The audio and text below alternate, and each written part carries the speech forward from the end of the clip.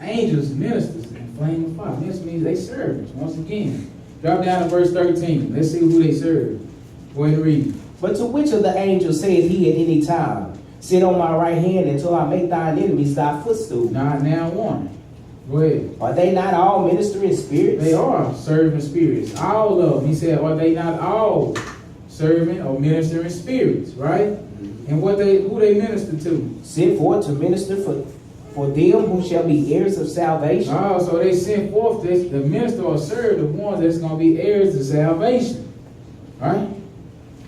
The other ones, they bring destruction on the ones who the Lord wants the destruction brought upon them. Let's get a look at it. Let's go see how the Lord worked this thing here. Back up to Exodus, the 7th chapter. Exodus 7 and 1. We need to see how the Lord used them to minister or to serve him. I'm going to get a couple of examples and then we're going to see how the Lord do this. Exodus 7 and 1. Exodus 7 verse 1. This when the Lord get ready to destroy Egypt. Israel cried up because of the hard bondage. He heard they cry. He getting ready to deliver them. But he got a certain way that he likes to do things. He got order. Said let all things be done decently and in order. So he gonna do this by the hand of Moses and Aaron. Right? Go ahead. Verse 1. And the Lord said unto Moses, Mm-hmm. See, I have made thee a God to Pharaoh. Right, the Lord done, it kind of elevated Moses a little bit. Right, because Pharaoh, he was the king of Egypt, which was the greatest civilization on earth at this time. He said, but to you, I'm ready to put my hand on Egypt. So to you, I'm going to make you as a God to Pharaoh.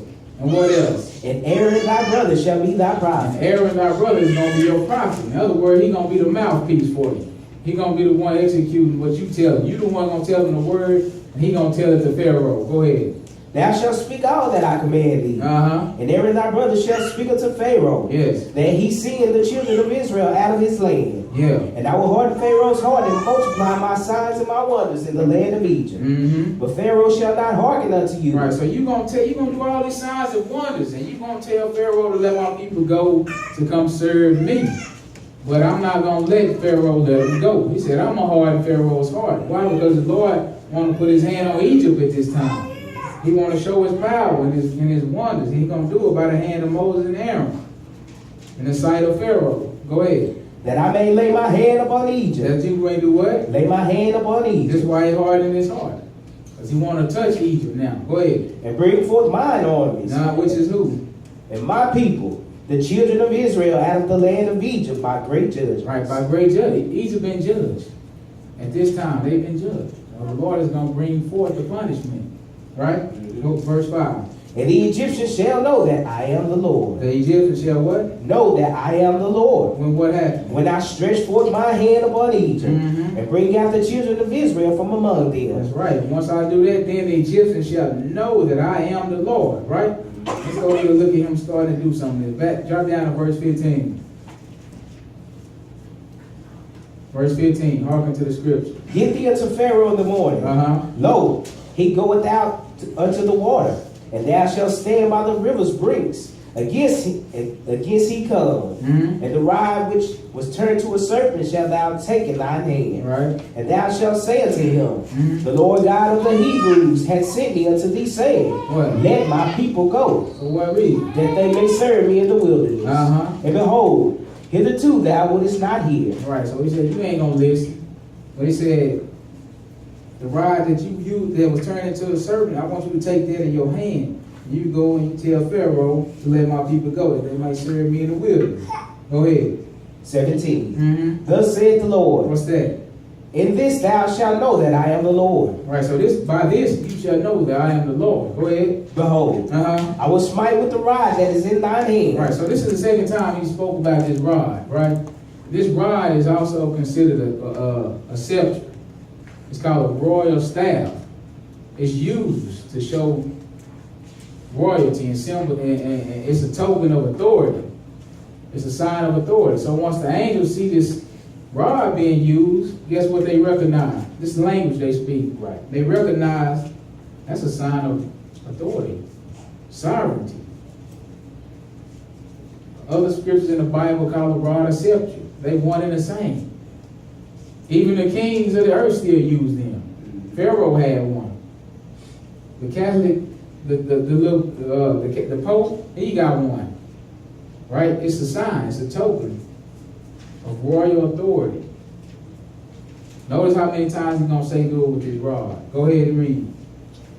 Is in mine hand upon the waters which are in the river, and they shall be turned to blood. Right, so once you stretch forth your hand with the rod in it upon the waters, he said they're going to be turned into blood. Go ahead. And the fish that is in the river shall die, and the river shall stink. And the Egyptians shall loathe to drink of the water of the river. Go ahead. And the Lord spake unto Moses, saying to Aaron, take thy rod and stretch out thine hand upon the waters of Egypt. You say take what? Take thy rod and do what? And stretch out thine hand upon the waters of Egypt. Okay. Upon their streams, yes, upon their rivers, and upon their ponds, what else? And upon all their pools of water. And what's going to happen? That they may become blood, and that there may be blood throughout all the land of Egypt, both in vessels of wood and in vessels of stone. Go ahead.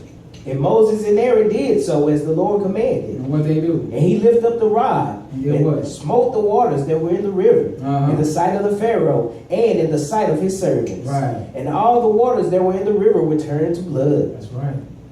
Go ahead and read. And the fish that was in the river died. So he said all the waters, in the pools and everywhere else, they had water. Wasn't no water in the land of Egypt that wasn't turned into blood. Go ahead. And the river stunk. And the Egyptians could not drink of the water of the river. Wow. And there was blood throughout all the land of Egypt. That's good. Let's go back down into the 8th chapter. So that's one of the plagues he's bringing on. He still, because he want to lay his hand on Egypt. So he ain't stopping there. Go ahead and read. Chapter 8, verse 1. Exodus 8 and 1. Go ahead. And the Lord spake unto Moses. So the first one, that was blood. Go ahead. Let's see what this one is. Go unto Pharaoh. And do what? And say unto him, thus saith the Lord. Right. Let my people go. Let them go. That they may serve me. I told you this already. Go ahead. And if thou refuse to let them go, if you won't let them go, behold, I will smite all thy borders with frogs. And what happened? And the river shall bring forth frogs abundantly, which shall go up and come into thine house, and into thy bedchamber, and upon thy bed, yes, and into the house of thy servants, and upon thy people, and into thine ovens, and into thy kneading troughs. And the frogs shall come up both on thee and upon thy people. Right, so you know everybody kind of hate frogs, right? Especially upon you. He said he's going to make them come out throughout all the land of Egypt. Go ahead. And upon all thy servants. Yes. And the Lord spake unto Moses, saying to Aaron, stretch forth thine hand with thy rod over the streams, over the rivers, and over the ponds, and cause frogs to come up upon the land of Egypt. And what happened? And Aaron stretched out his hand over the waters of Egypt, and the frogs came up and covered the land of Egypt. All right, so we see we got frogs now. Right? The Lord is running this thing. He really laying his hand on Egypt. He executed his judgment. Right? Let's go into the 10th chapter of Exodus.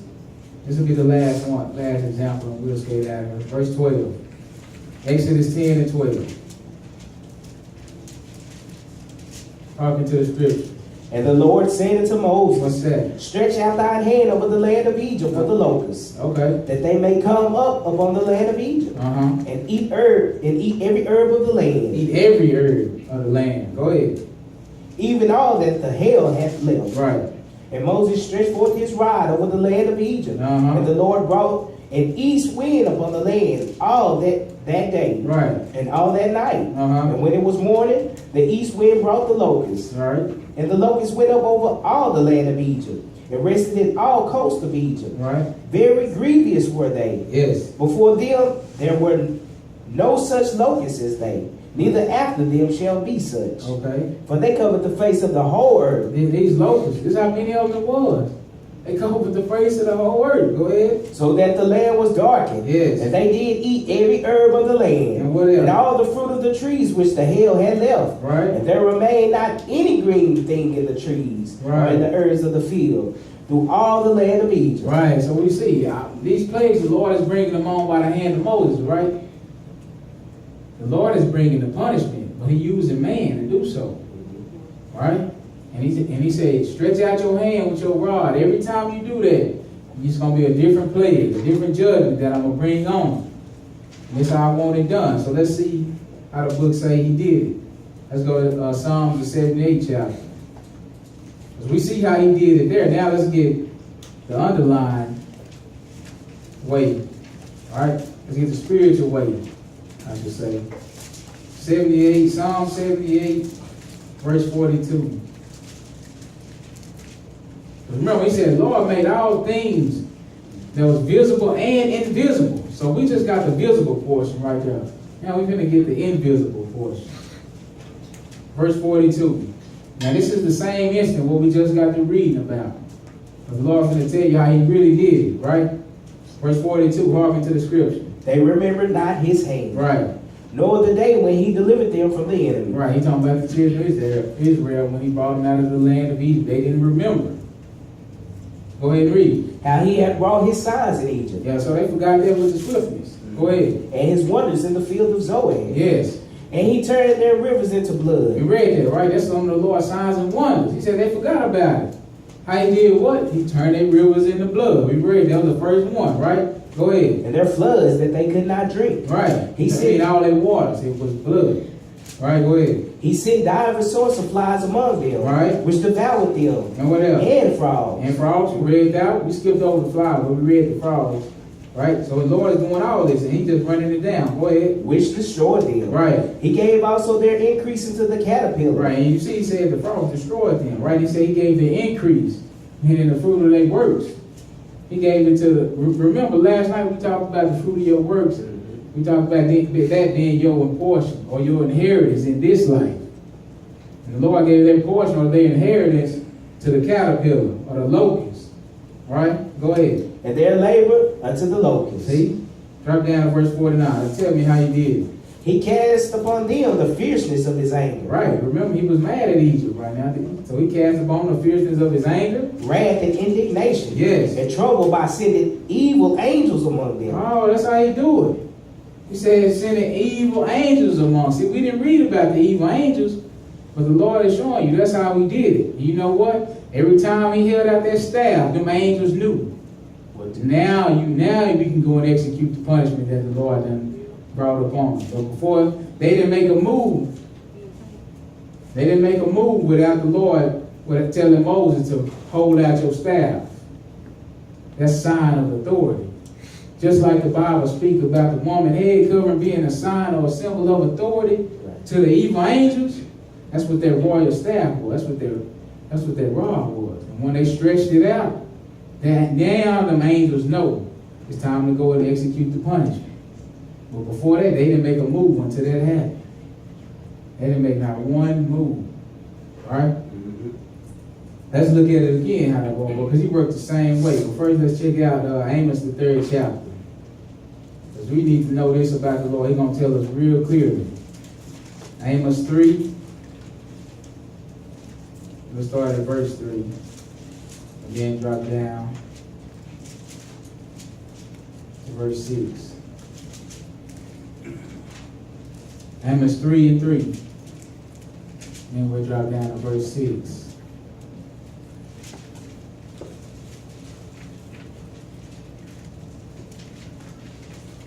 Amos 3, verse 3.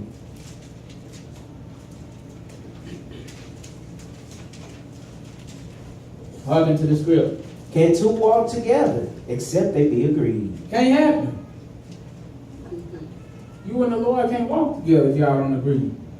If you want to keep Sunday and the Lord say my Saturday is Saturday, we don't agree. We're not walking together then. Right?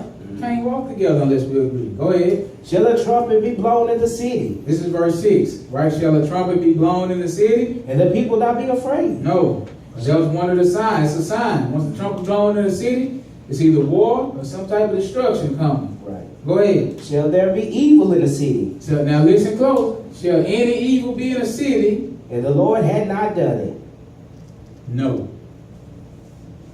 That's the answer. Ain't no evil coming upon the city if the Lord ain't done it. Other scriptures say, I kill, I make alive. I create light and darkness. All right? Go to verse 7. Go ahead. Surely the Lord God will do nothing. But he revealed his secret unto his servants, the prophets. Remember, he said, you're going to be a God to Pharaoh Moses. And he said, Aaron is going to be your prophet. And now once the prophet held out the staff, then the angels went to work. Said, the Lord ain't gonna do nothing until he reveal his secret to his servants, the prophets. Said, evil ain't gonna even come in the city, and the Lord ain't did it. So this is why we let you know, Satan worked for God. Just like those evil angels, they didn't bust a move until the Lord instructed Moses and Aaron, and they did it. Same thing. They can't just go out and do whatever they want on their own. They still under the hand of the Lord too. All right, let's get another look at it. Let's go to 2 Samuel, 24th chapter.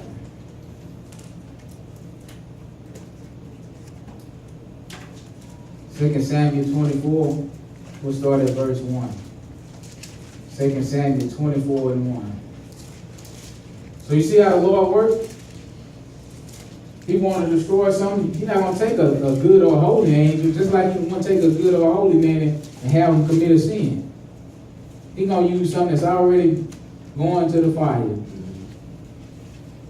He's going to let you work. Because now you see, when he say all the angels are serving spirits, that's what he means. You serve the Lord till the day you die. 2 Samuel 24 and 1. Hearken to the scripture. And again, the anger of the Lord was kindled against Israel. And he moved David against them to say, go, number Israel and Judah. Right, so he remember when he told Abraham, your seed is going to be as the sands of the seas, you know, they're going to be innumerable in number, right? You know, and I think we had a law on the books that saying you don't count the children of Israel. So he said they moved David. They said because the anger of the Lord was kindled against Israel. He said, and he who? The Lord, right? He moved David to do what? To number, to count the children of Israel, right? Drop down to verse 10. We ain't gonna get out. Drop down to verse 10. Go ahead. And David's heart smote him after that he had numbered the people. Right. And David said unto the Lord, I have sinned greatly in that I have done. Right. So he thought about it, and now he realized I done messed up. So I done sinned greatly in that which I've done. Go ahead. And now I beseech thee, okay, O Lord. Yeah, I beg thee. Go ahead. Take away the iniquity of thy servant. Take away the iniquity of your servant. For I have done very foolishly. Yes. For when David was up in the morning, the word of the Lord came unto the prophet Gad, and seer, right, saying, what? Go and say unto David, thus said the Lord. What did he say? I offer thee 3 things. I offer thee 3 things, right? We ain't gonna read all 3. I think one of them was a famine, and one of them was to be chased by his enemies, and something else. Let's drop down to verse 15. Go ahead. So the Lord sent a pestilence upon Israel from the morning even to the time appointed. Right, so the Lord offered them 3 things. David was like, he said, choose one of the 3. David was like, Lord, I'd rather fall into your mercy than fall into the hands of men. Right, so then he said, verse 15 again. Go ahead. So the Lord sent a pestilence upon Israel from the morning even to the time appointed. What we're about to read about is the Lord's mercy.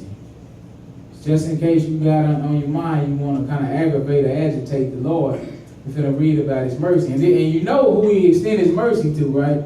He say he extended his mercy to them that keep his commandments and his covenant, right? So let's read about it, the Lord's mercy. Go ahead. And there died of the people from Dan even Hold on, you said what? I thought we was reading about mercy now. Yes, sir. Huh? Yes, sir. I'm confused. This is the Lord's mercy. He said there did what? There died of the people from Dan even to Beersheba. 70,000 men. 70,000? 70,000. My goodness. This mercy? Yes, sir. Yeah, so you definitely don't want to see his wrath. You definitely don't want to see his wrath. He said about 70,000 people, right? What verse is that? We're at 16. Okay. Go ahead. And when the angel stretched out his hand upon Jerusalem to destroy it, the Lord repented him of the evil and said to the angel that destroyed the people. He said to him? The angel that destroyed the people. It is enough. No, go ahead. Stay down thine hand. And the angel of the anger of the Lord, and the angel of the Lord was by the threshing place of Ariana the Jebusite. All right. And David spake unto the Lord when he saw the angel that smote the people, and said, Lo, I have sinned. Right, so he said the Lord, he He said he repented of it. Now he repented in the sense of he asking for forgiveness. He repented and he changed when he stopped the evil that he was bringing upon the city, right? And he was like, who did he bring about? The hand of an angel. Right? He destroyed 70,000 men by the hand of the angel. And guess what? He even let David sin. Just like it said in Ezekiel 28. He said, kings are going to be holy. But was David not a king? Mm-hmm. He said he saw the angel. Mm-hmm. What verse is that? Middle of 17. Okay, go ahead and finish that. And I have done wickedly. Mm-hmm. But these sheep, what have they done? All right, so the Lord was mad at Israel. You notice he didn't kill David. He wasn't mad at David. He just used David to know him, right? Because he wanted to put it just like with Pharaoh. He wanted to put his hand on Egypt, so what did he do? He hardened Pharaoh's heart. And he said he destroyed the house by the hand of the destroyer, the angel. Right? Let's go into 1 Chronicles 21. We're going to look at the same thing, but we just got to read from a different perspective. 1 Chronicles 21. Start at verse 1. 1 Chronicles 21, verse 1.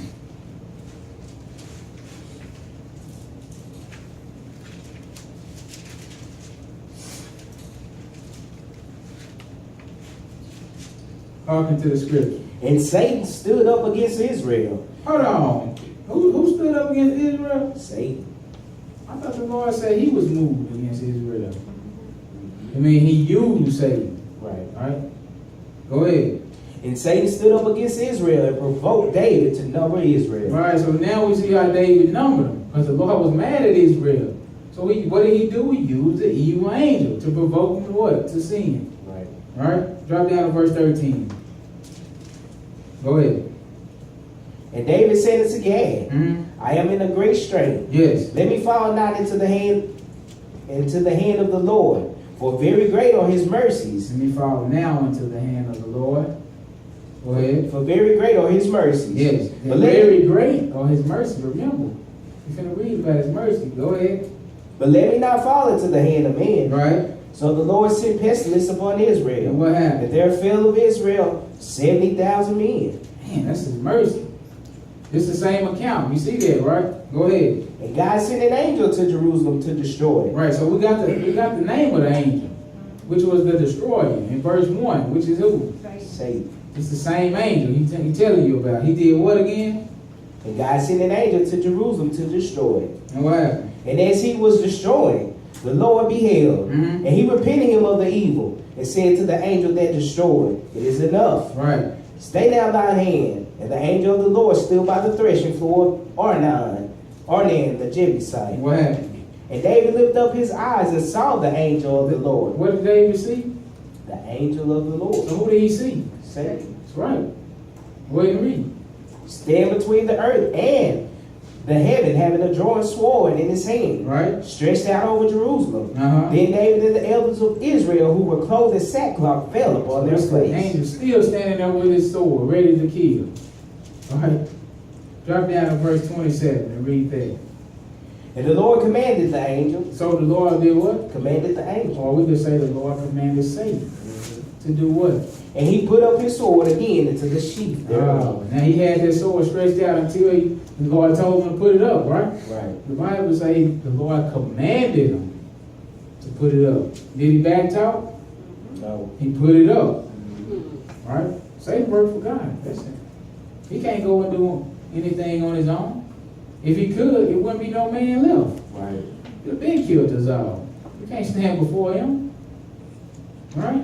I'm going to show you. The Lord, because the Lord ain't going to use no righteous thing and turn it evil. And he know who he chose. We're going to see that in this example of a man that he chose. Let's go to John, the 8th chapter, 6th chapter. John 6. The same way he chose them evil angels and still make them work, because they still got to minister. They still got to serve the Lord.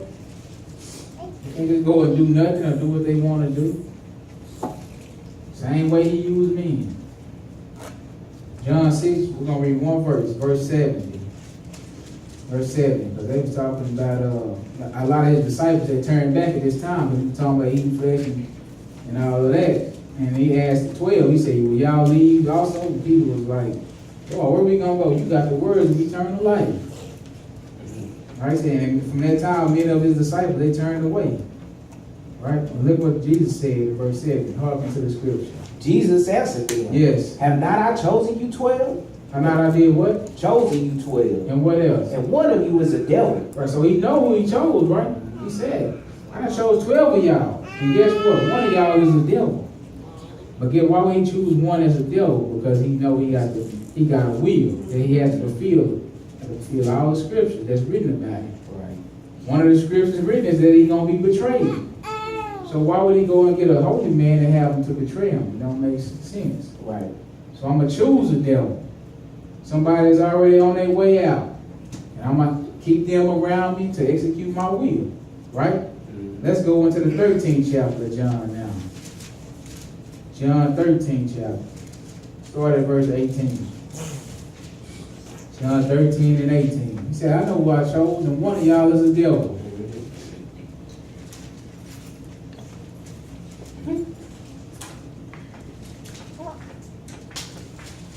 John 13 and 18. Talking to the Spirit. I speak not of you all. Right. I know whom I have chosen. See, he's sure about it. I know who I chose. Go ahead. But that the scripture may be fulfilled. This is why I chose it. That the scripture may be fulfilled. Talk to me. He that eateth bread with me hath lifted up his heel against me. That's the scripture that had to be fulfilled. And indeed it was. Go ahead. 19. Now I tell you before it come, that when it is come to pass, you may believe that I am he. Right. Verily, verily, I say unto you, he that receiveth whomsoever I send receiveth me. And he that receiveth me receiveth him that sent me. Go ahead. When Jesus had thus said, he was troubled in spirit and testified and said, Verily, verily, I say unto you, What you say? that one of you shall betray me. One of you shall betray me. Who is going to be the one that betray him? The devil who he chose. Right. Right? Go ahead. Then the disciples looked one on another, doubting of whom he spake. I'm hoping it wasn't him. Lord, please don't let it be me. I would have been like that too. I would have been like, man, I hope this ain't me. Right? Go ahead. Now there was leaning on Jesus' bosom one of his disciples whom Jesus loved. Go ahead. Simon Peter therefore beckoned to him that he should ask who it should be of him he spake. Because he wanted to know. When he said me, I need to know. I can't get no rest till I find out if it's me or not. Go ahead. He then lied on Jesus' breast, saying unto him, Lord, who is it? Yes. Jesus answered, Tell us. It is he to whom I shall give a sop when I have dipped it. Right. So whenever I give a sop, after I dipped it, that's who it is. The one that's going to betray me. The one I chose, which is the devil. Remember he said, I'll speak. But I ain't talking about all of y'all. Right. I know who I chose. Right. Go ahead. And when he had dipped the sop, he gave it to Judas Iscariot. Oh my goodness. It's you. Right. He gave it to Judas. Go ahead. The son of Simon. And after the sop, Satan entered into him. After he stopped saying what? Entered into him. So did he just like dive into his body and take over him? No, he persuaded him. Just like he persuaded David and moved David to count Israel. Right. So he persuaded Judas the same way to betray the Lord. So let's tell me what he did. Then said Jesus unto him, that thou doest, do quickly. Right. Now no man at the table knew for what intent he spake. Right. So Jesus was talking directly to him at this point.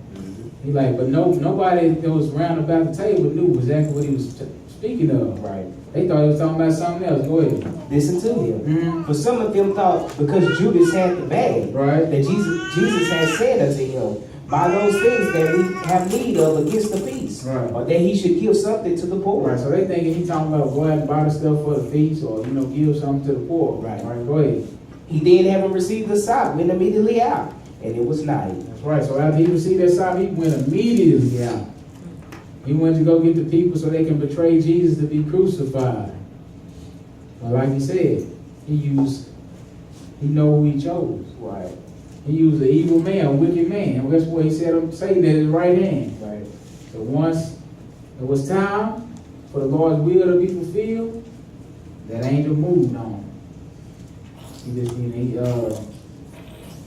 persuaded him to go on out and do what he had to do now, right? Just the same way as once he wanted to bring destruction, he used something evil. Ministering spirits is angels. But the key is Satan works for God, so we need to fear the Lord. We don't need to fear Satan. We need to fear God. Let's get one more look at how it works. Let's go to 1 Kings 22. 1 Kings 22. Just to show you that from the new to the old, the protocol don't change. It's always going to be the same, even unto this day. It's the same way. The Lord want to get at you. What did he do? He sent a destroyer. Abaddon, Apollyon. That's what we're going to see in that. As long as you stay on the good side, you'll be all right. 1 Kings 22, we'll start at verse 1. And we'll drop down to 5. 1 Kings 22 and 1. Hearken to the scripture. And they continued 3 years without war between Syria and Israel. And Jehoshaphat said unto the king of Israel, Inquire, I pray thee, at the word of the Lord today. Inquire what? The word of the Lord, right? Go ahead. Verse 6. Then the king of Israel gathered the prophets together, about 400 men, and said unto them, Shall I go against Ramoth Gilead to battle? Right, so Jehoshaphat, he's the king of Judah. The king of Israel who is speaking of, that's Ahab, or Ahaz. So at this point, the Lord is kind of fed up with Ahaz. So he said, what verse you at, 6? So Jehoshaphat, like, our people, we will go to war with you, take over, against Syria. But he said, first, let's go and inquire of the Lord. Let's get the word from the Lord. He said, then the king said unto the king of Israel, gather the prophets, get all the prophets together. And how many of them was it? Verse 6. Then the king of Israel gathered the prophets together, about 400 men. So he got about 400 prophets, right? Go ahead and read. And said unto them, What? Shall I go against Ramoth Gilead to battle, or shall I forbear? Right, should I not go up to Ramoth Gilead to battle? Go ahead. And they said, Go up, for the Lord shall deliver it into the hand of the king. Right. And Jehoshaphat said, Is there not here a prophet of the Lord besides that we might inquire? Right, so out of all these 400, Jehoshaphat still was kind of skeptical. He said, man, you ain't got no more prophets besides these 400? Because all of the prophets said the same thing. They said, yeah, go up. You're going to prosper. The Lord done delivered them into your hand. But he kind of, was skeptical a little bit. Like, you should have at least another prophet besides these. Somebody should have disagreed at one point or something. But look what he said. Go ahead. Verse 8. And the king of Israel said unto Jehoshaphat, There is yet one man, Micaiah the son of Imlah. Right, so there is one more. He said it's Micaiah the son of Imlah. Go ahead. By whom we may inquire of the Lord. So by this man we may inquire of the Lord. Go ahead. But I hate him. Why? For he does not prophesy good concerning me. Right, because you're an evil king. What he gonna say good to you? Right? Say he don't prophesy good unto me. I hate him.